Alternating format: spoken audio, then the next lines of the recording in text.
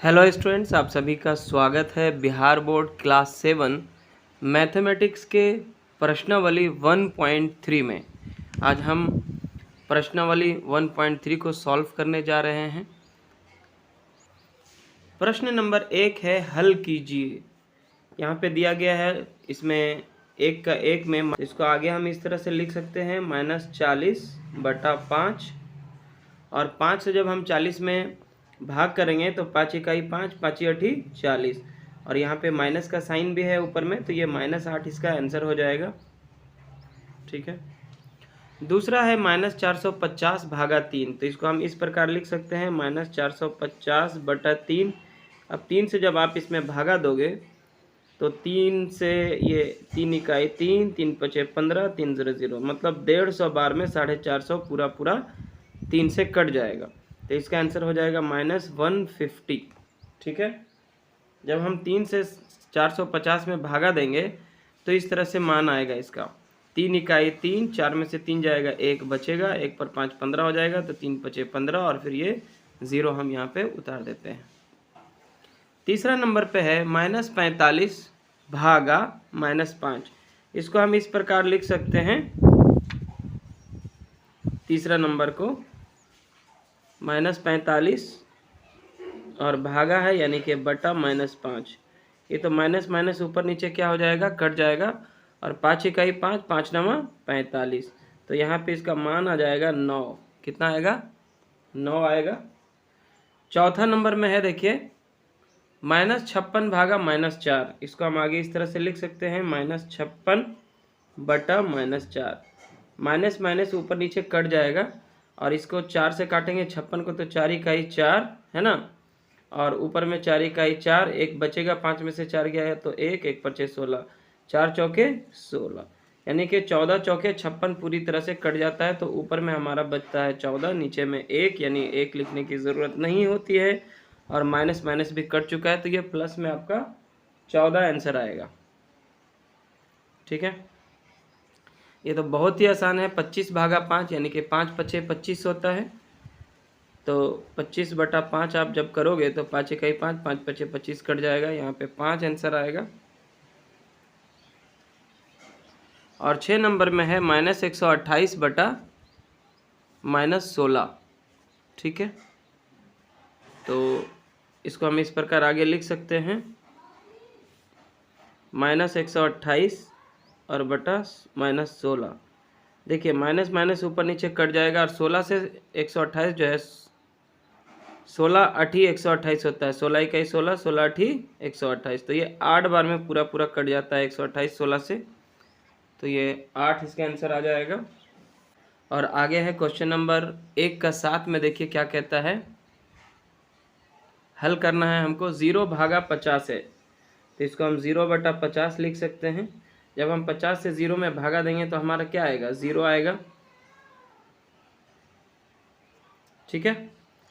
और अगला नंबर है 8 नंबर में 50/0, 50/0, तो ये जो है वो परिभाषित नहीं है। किसी भी संख्या में हम जब 0 से भाग देते हैं तो हमें बार बार वही संख्या प्राप्त होती है, इस प्रकार ये जो है परिभाषित नहीं है, तो इसको हम लिख देंगे अपरिभाषित। अपरिभाषित, आप इसको इस तरह से समझें,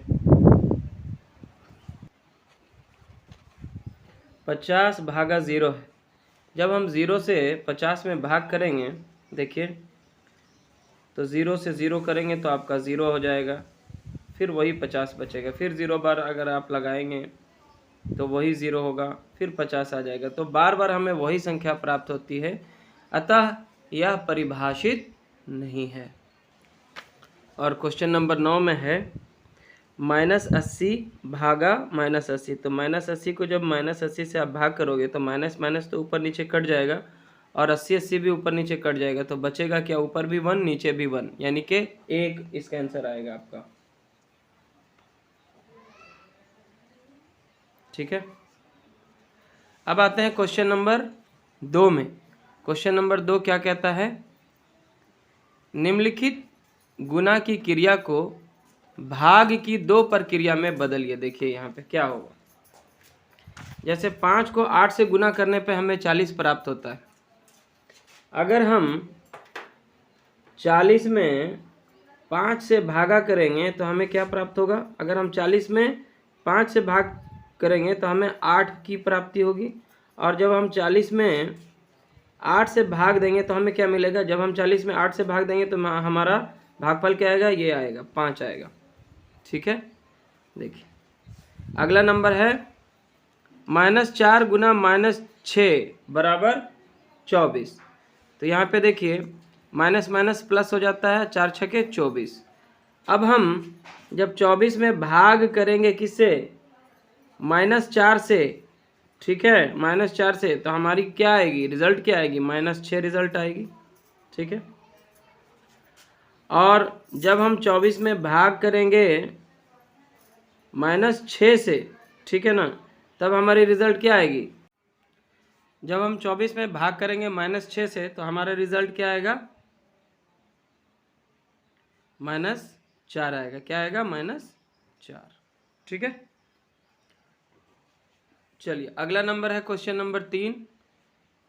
-12 गुने 9 बराबर है -108। माइनस प्लस माइनस होता है, 12 9 108 होता है, ये आप सब जानते हैं।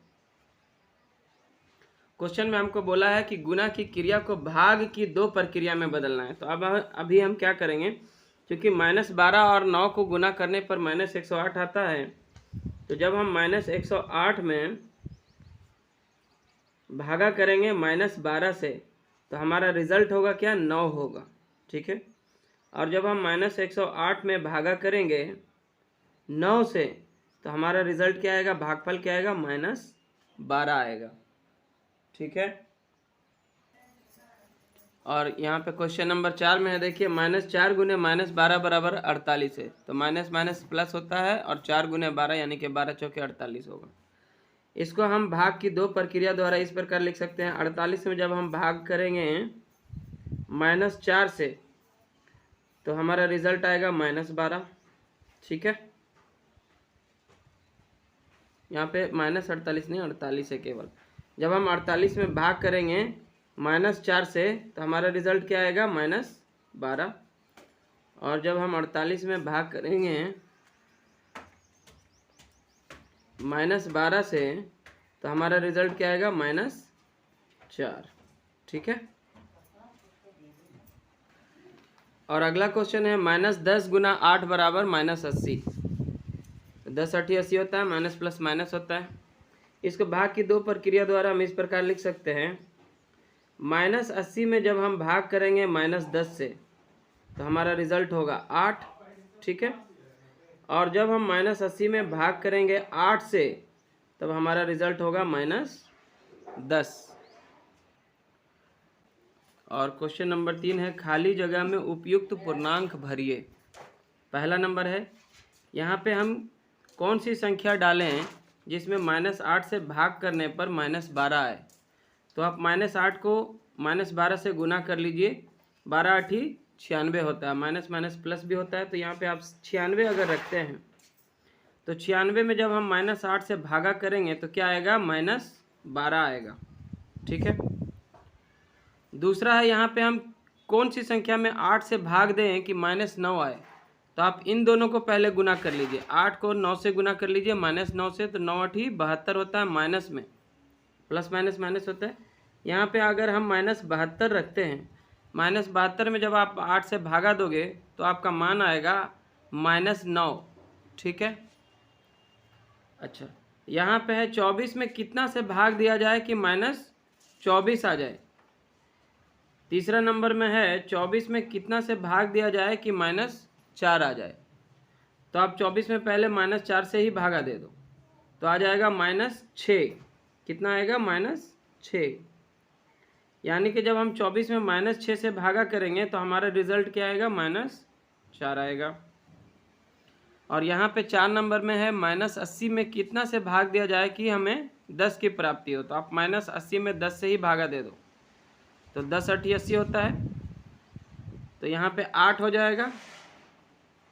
ठीक है, अगर हम -80 में 8 से भागा देते हैं, बल्कि -8 से आपको भागा देना होगा,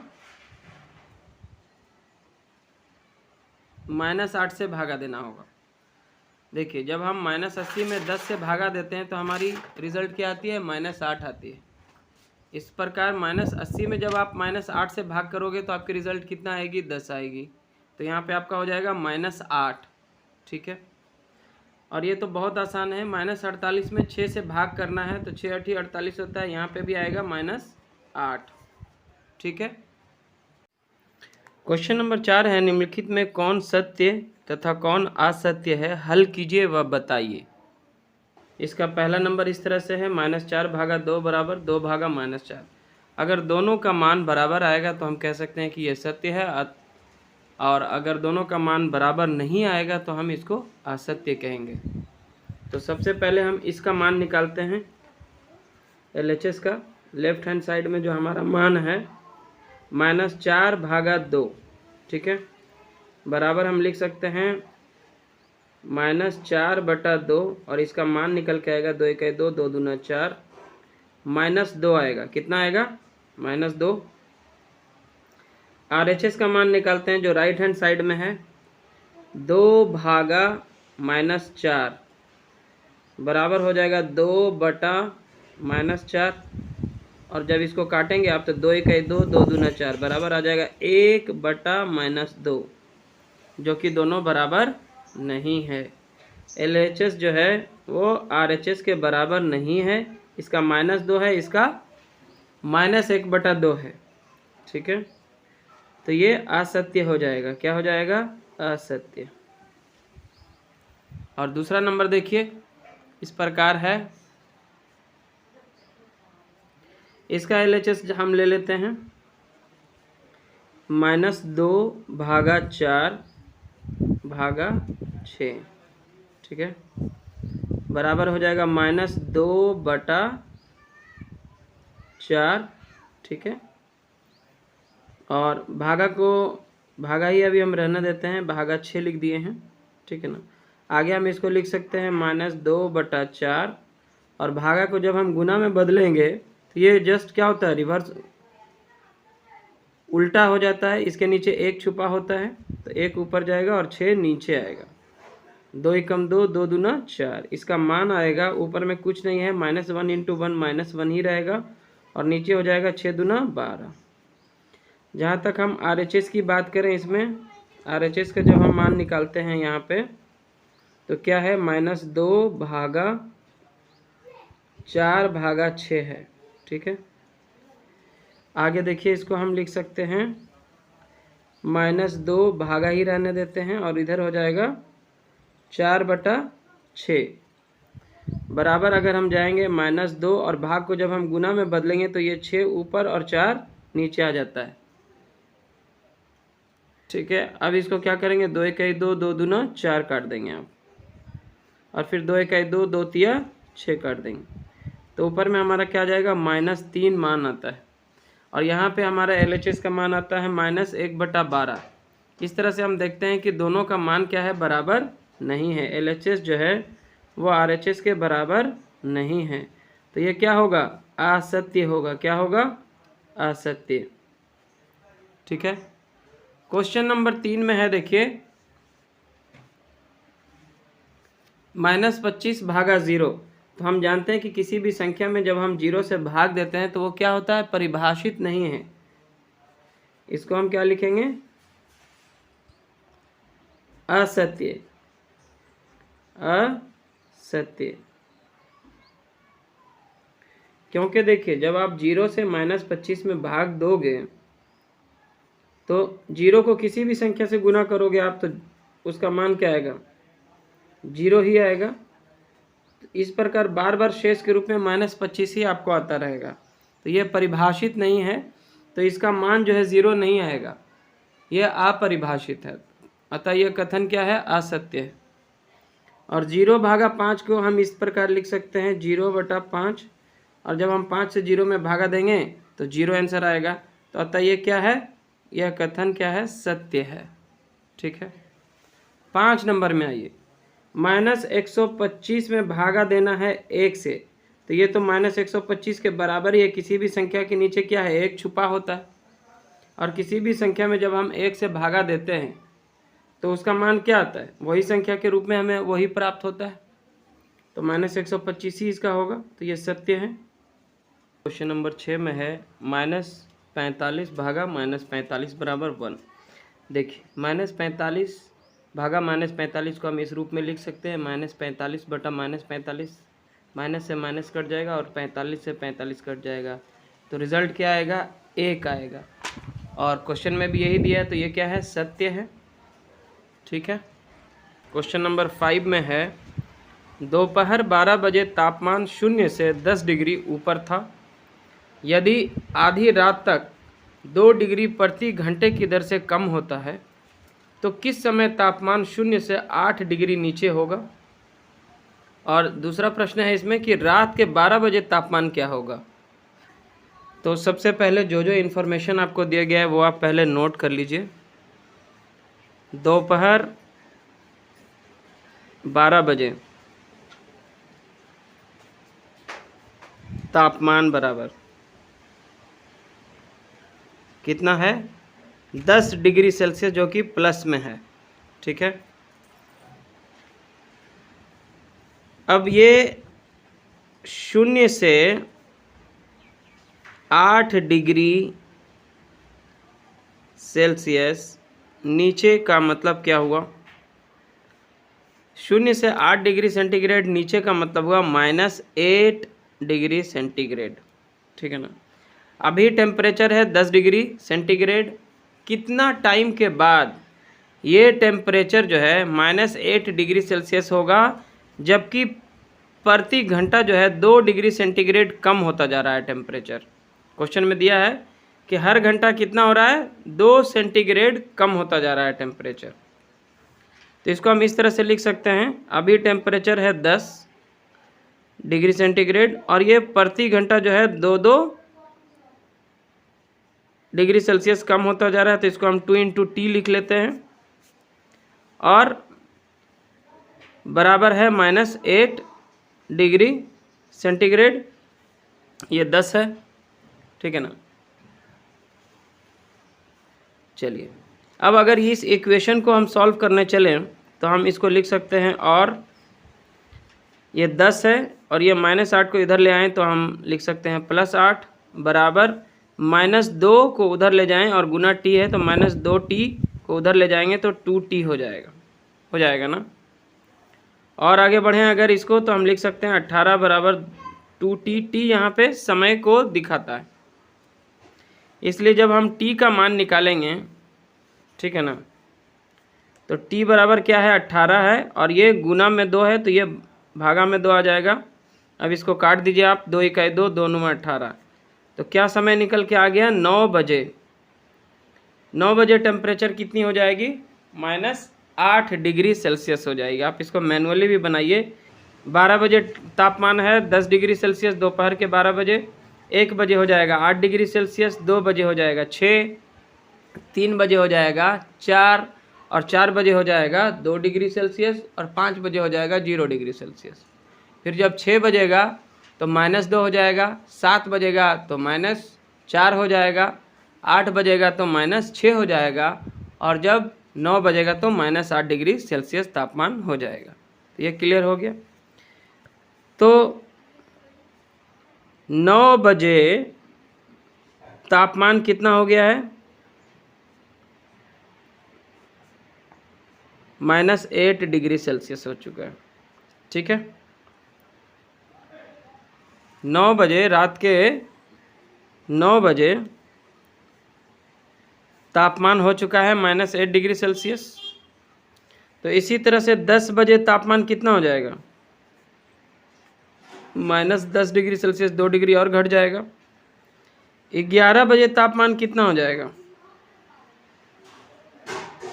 -12 डिग्री सेल्सियस हो जाएगा। और जब रात के 12 बजेंगे तो 12 बजे, रात 12 बजे तापमान कितना हो जाएगा, रात 12 बजे तापमान हो जाएगा -14 डिग्री सेल्सियस। ठीक है। तो एक आंसर आपका 9 बजे आ जाएगा और दूसरा आंसर आपका हो जाएगा -14 डिग्री सेल्सियस, रात के 12 बजे तापमान। ठीक है। क्वेश्चन नंबर 6 है कि एक उत्थापक यानी कि लिफ्ट किसी खान कूपक में 6 मीटर प्रति मिनट की दर से नीचे जाता है। यदि नीचे जाना भूमि तल से 10 मीटर ऊपर से शुरू होता है तो -350 मीटर पहुंचने में कितना समय लगेगा। देखिए, ये एक लिफ्ट है जिसकी चाल है 6 मीटर प्रति मिनट। 6 मीटर प्रति मिनट की दर से ये क्या हो रहा है, नीचे की ओर जा रहा है, ठीक है ना। और इसको टोटल जाना कितना है, देखिए इसको जाना है यहाँ से -350 मीटर जाना है, ठीक है। और ये ऊपर भी 10 मीटर यहाँ से शुरू हो रहा है, ये 10 मीटर ऊपर से शुरू हो रहा है। कहाँ से हो रहा है, ये भूमि तल है, भूमि तल, ये भूमि तल के 10 मिनट ऊपर, और ये भूमि तल से 10 मीटर की ऊंचाई से नीचे की ओर जाएगा, और ये -350 मीटर नीचे जाएगा। तो कुल जो दूरी है, कुल दूरी बराबर क्या हो गया,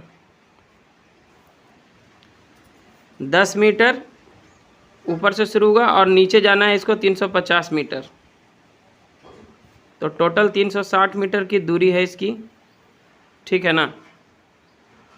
और इसकी चाल क्या है, चाल है 6 मीटर प्रति मिनट, ठीक है। तो अब पूछता है कि ये कितना समय लगेगा -350 मीटर नीचे जाने में, उसको कितना समय लगेगा जबकि वो भूमि तल से 10 मीटर की ऊंचाई से चलना शुरू करता है। तो यहाँ पे हमको निकालना है समय। समय बराबर होता है दूरी बटा चाल, दूरी बटा चाल। तो दूरी हमें पता ही है, दूरी हमारी है 360 मीटर और चाल हमारा है 6 मीटर प्रति मिनट, ठीक है ना। मीटर से मीटर को काट देते हैं और 6 से 360 को काट देते हैं, 6 6 के 36 0, 60 बार में कट जाता है ये, तो बराबर इसका मान आ जाता है 60 मिनट, 60 मिनट। और 60 मिनट को हम लिख सकते हैं 1 घंटा। क्या लिख सकते हैं, 1 घंटा।